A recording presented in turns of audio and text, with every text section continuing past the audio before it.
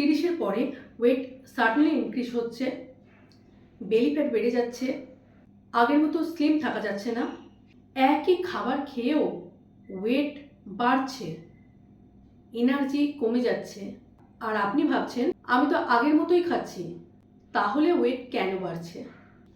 আমার আজকের ভিডিওতে আমি এক্সপ্লেন করব কেন 30-এর পরে মেয়েদের ওজন বেড়ে যায় এবং সবচেয়ে ইম্পর্টেন্ট কিভাবে এটাকে ন্যাচারালি প্রিভেন্ট করা যায়। আজ আমরা জানব metabolism changes after 30, muscle loss and fat gain, hormone changes, sleep and stress connection, insulin resistance, simple solutions.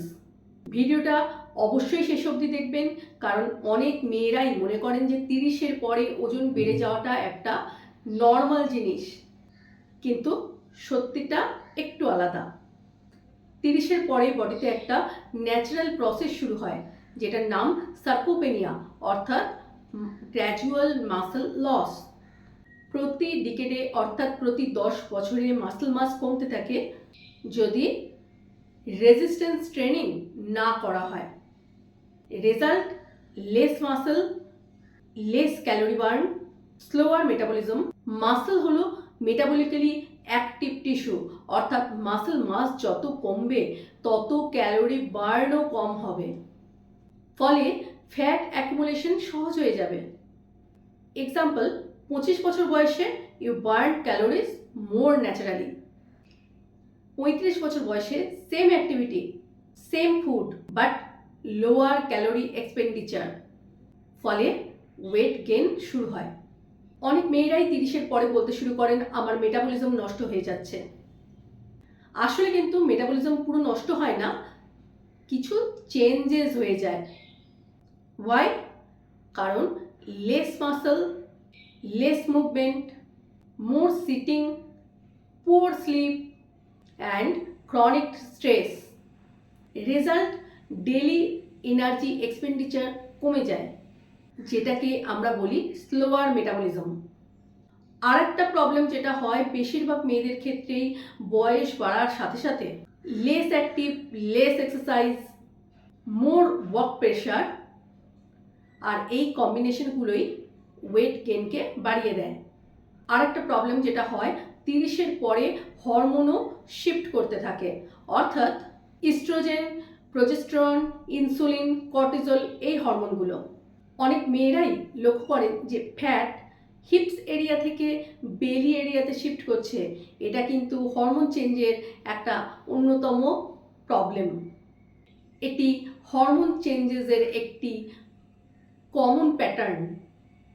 আর একটা প্রবলেম যেটা হয় 30-এর পরে লাইফ এমনি স্ট্রেসফুল হয়ে যায়, সেটা কেরিয়ার, ফ্যামিলি, বাচ্চা সব মিলিয়ে স্ট্রেস ইনক্রিজ হয়। স্ট্রেস হরমোন হলো কর্টিজল। এই high cortisol may contribute to craving, emotional eating and belly fat accumulation. অনেক মেয়েরাই ওয়েট গেইন করেন, সেটা কিন্তু শুধু বেশি খাবার খাচ্ছেন তার জন্য নয়, বেশিরভাগ ক্ষেত্রেই বেশি স্ট্রেস, তার থেকে ক্রেভিং আর ওভার ইটিং, এইটার জন্য হয়ে থাকে। নেক্সট প্রবলেম হলো পুয়ার স্লিপ। এটা একটা ওভারলুকড রিজন।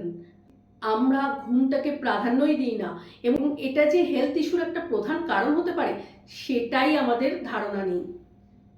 স্লিপ ডিপ্রাইভেশন, অর্থাৎ যদি আপনি প্রয়োজনের তুলনায় কম ঘুমোন, সেটা হতে পারে আপনি লেট নাইট কাজ করছেন বা লেট নাইট স্ক্রিন টাইম হচ্ছে, স্ক্রোলিং করছেন মোবাইল বা টিভি দেখছেন, এবং এর থেকে আপনার ঘুম কমে 5 থেকে 6 ঘন্টা হয়ে যাচ্ছে, তাহলে কিন্তু আপনার হাঙ্গার হরমোনগুলোও ডিস্টার্ব হবে।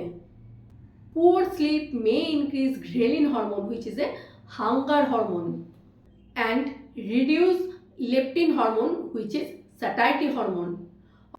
অর্থাৎ আপনার ক্রেভিং বেশি হবে, খিদে বেশি পাবে এবং মোর স্ন্যাকিং হয়ে যাবে। এটা আমরা অনেকেই খেয়াল করেছি, রাত যেদিন বেশি জাগা হয় সেদিন কিন্তু রাতের দিকে খিদেও পায় বেশি। অ্যানাদার হিডেন ফ্যাক্টর হলো ইনসুলিন রেজিস্ট্যান্স। এর common science: belly fat, sugar cravings, energy crash এবং ওয়েট কমার ক্ষেত্রে ডিফিকাল্টি। যখন ইনসুলিন লেস এফেক্টিভ হয়ে যায় তখন বডি এনার্জিটাকে ফ্যাট হিসেবে স্টোর করে, স্পেশালি অ্যারাউন্ড দ্য অ্যাবডোমেন, অর্থাৎ বেলি ফ্যাটটা বাড়িয়ে দেয়। এবারে আসি সলিউশনের দিকে। ফার্স্টেই বলবো প্রায়োরিটাইজ প্রোটিন ইনটেক। বেশিরভাগ মেয়েরাই কিন্তু এনাফ প্রোটিন ইনটেক করে না। Protein helps maintain muscle, control appetite, support metabolism. প্রোটিনের এক্সাম্পল হিসেবে এগ, চিকেন, পনির, মাশরুম, ডাল বলা যায়। তাই চেষ্টা করুন প্রত্যেকটা মেজর মিলের মধ্যে প্রোটিন রাখতে। নেক্সট বলবো start strength training. This is probably the most powerful solution. Strength training helps, এটা প্রিজার্ভ করে মাসল মাসকে, improve metabolism, improve insulin sensitivity, increase strength. Start with 2 to 3 sessions per week. Next বলবো improve sleep. 7 থেকে 8 ঘন্টা quality slip একজন প্রাপ্তবয়স্ক মানুষের ভীষণ জরুরি।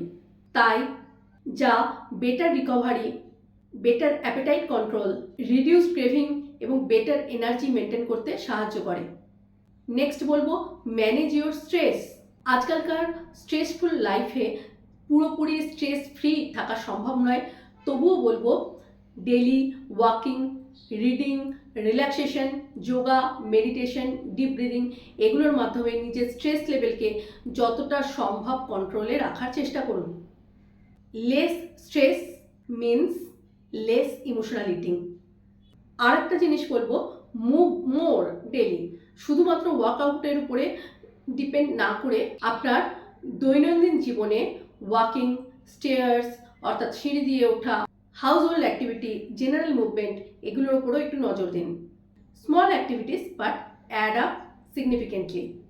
When women focus on muscle, strength training, stress management, sleep, protein intake, they often experience better energy, better metabolism, less belly fat, better confidence, and sustainable weight management. তো এটাকে একটা সামারাইজ করলে বলা যায় যে মেয়েরা 30-এর পরে ওয়েট গেইন করছে শুধুমাত্র তারা লেজি বা বেশি খাচ্ছে সেই জন্য নয়। Usually because of muscle loss, hormonal changes, poor sleep, stress, insulin resistance and reduced activity. But good news কি, এই যে সবকটাই ফ্যাক্টর বললাম, এই সব ফ্যাক্টরই কিন্তু হেলদি লাইফস্টাইল মেনটেন করে আপনারা ঠিক করতে পারেন। তাই যদি আপনি নিজের হেলথের উপর ফোকাস করতে চান তাহলে আমাকে কমেন্ট করুন 30+ লিখে। শেষ করার আগে একটা কথা বলবো যে আফটার 30 আপনার গোল লেস ইটিং নয়, the goal is to build stronger metabolism, stronger muscle and a stronger body. ভিডিওটি ভালো লাগলে অবশ্যই লাইক, শেয়ার, সাবস্ক্রাইব করবেন, পাশে থাকা বেল আইকনটি টিপে দেবেন নিত্য নতুন আপডেট পেতে। আমার ফেসবুক এবং ইনস্টাগ্রাম পেজকে ফলো করবেন। দেখা হচ্ছে নেক্সট ভিডিওয়ে। ভালো থাকুন, সুস্থ থাকুন, নমস্কার।